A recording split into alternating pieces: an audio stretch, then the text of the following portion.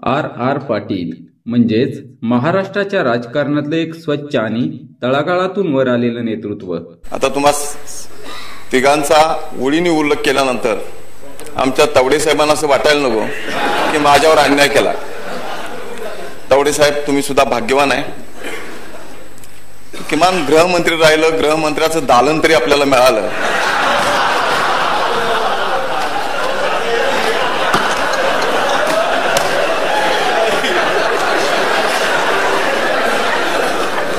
रावसाहेब रामराव पाटील उर्फ R R Patil, लोक त्यांना प्रेमाने आबा म्हणत, तीच होती त्यांची खरी ओळख। आबा अखेरपर्यंत आबाच राहिले, त्यांनी आपला आबासाहेब होऊ दिला नाही, हे त्यांचं वेगळेपण होतं। जिल्हा परिषद सदस्य, 6 वेळा आमदार, ग्रामविकास मंत्री, गृहमंत्री, उपमुख्यमंत्री, राष्ट्रवादी काँग्रेस पार्टीचे प्रदेशाध्यक्ष असा सत्ताभरांचा प्रवास करून देखील आबा अखेर आबाच राहिले। चला जाणून घेऊया एका स्वच्छ आणि तळागाळातून वर आलेल्या राजकारण्याचा जीवन प्रवास। 16 ऑगस्ट 1957 ला सांगली जिल्ह्यातील तासगाव तालुक्यातील अंजनी या गावात आबांचा जन्म झाला। आबांनी कमवा आणि शिका हा मंत्र जपत श्रमदान करत शिक्षण घेतलं। शाळकरी वयातच प्राचार्य पी.बी. पाटील यांचे मार्गदर्शन आबांना मिळाले। पुढे सांगलीतल्याच शांतिनिकेतन महाविद्यालयातून ते BA झाले। पुढे ते LLB झाले। गरीब शेतकरी कुटुंबातल्या या होतकरू तरुणाचे नेतृत्व गुण सुरुवातीलाच हेरले ते वसंतदादा पाटलांनी। स्वच्छ प्रतिमा आणि समाजासाठी काहीतरी करण्याची जिद्द याच्या जोरावर आबा पाटलांनी राजकारणाला सुरुवात केली।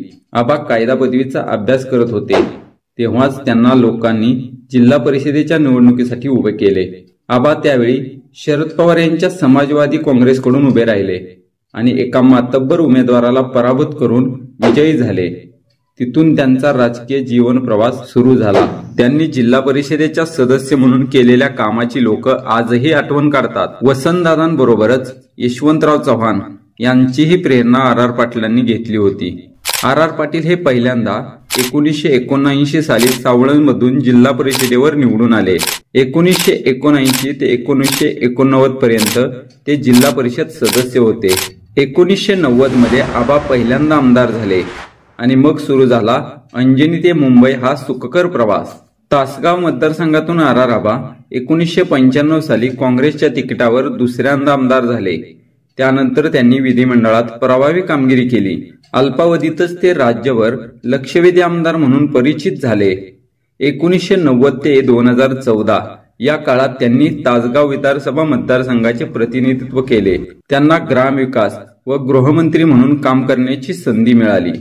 आबांनी ग्रामविकास मंत्री असताना ग्राम स्वच्छता अभियान सुरू केले। त्याची दखल देशपातळीवर घेतली गेली। महाराष्ट्र राज्यातील हजारो गावे स्वच्छ झाली। गृहमंत्री असताना त्यांचा डान्स बार बंदीचा निर्णय महत्वाचा ठरला। आबांनी पारदर्शक पोलीस भरती प्रक्रिया राबवली, त्यामुळे गरीब घरातील शेकडो पोरं पोलीस झाली। आजही पोलीस खात्यातील अधिकारी कर्मचारी आबांचे नाव काढून गहिवरून जातात। आबा मंत्री झाले पण त्यांनी आपली मुळे विसरली नाही। सामान्य माणसाला आबा आधार वाटायचे। आबांच्या एका निर्णयामुळे अनेकांची आयुष्य बदलली। अभ्यासू आणि स्वच्छ आमदार अशी सार्थ ओळख आबांनी त्यावेळेस निर्माण केली होती। 1999 साली शरद पवारांसोबत आबांनी काँग्रेस सोडली आणि राष्ट्रवादी काँग्रेस पार्टीत प्रवेश केला।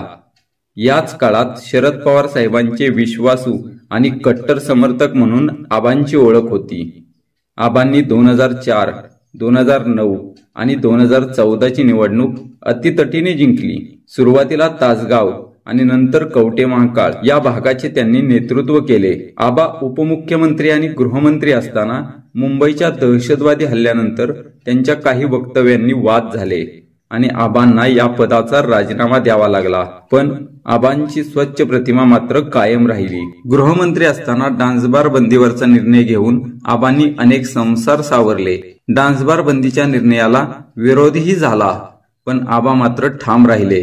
गृहमंत्री असताना त्यांनी राबवलेले महात्मा गांधी तंटामुक्त अभियानही अभिनव होते। गरीब व शेतकरी कुटुंबातील आर आर पाटील सत्तेच्या राजकारणात राहून देखील साधेच राहिले। साधेपणा हे त्यांचे वैशिष्ट्य होते। सत्ता येते आणि जाते, पण जोडलेली माणसं कायम सोबत राहतात हे आर आर पाटलांनी दाखवून दिलं. राष्ट्रवादी काँग्रेस पक्षाच्या अध्यक्षपदाची जबाबदारी त्यांनी समर्थपणे सांभाळली. कार्यकर्त्यांशी संवाद साधत त्यांनी पक्ष वाढवला.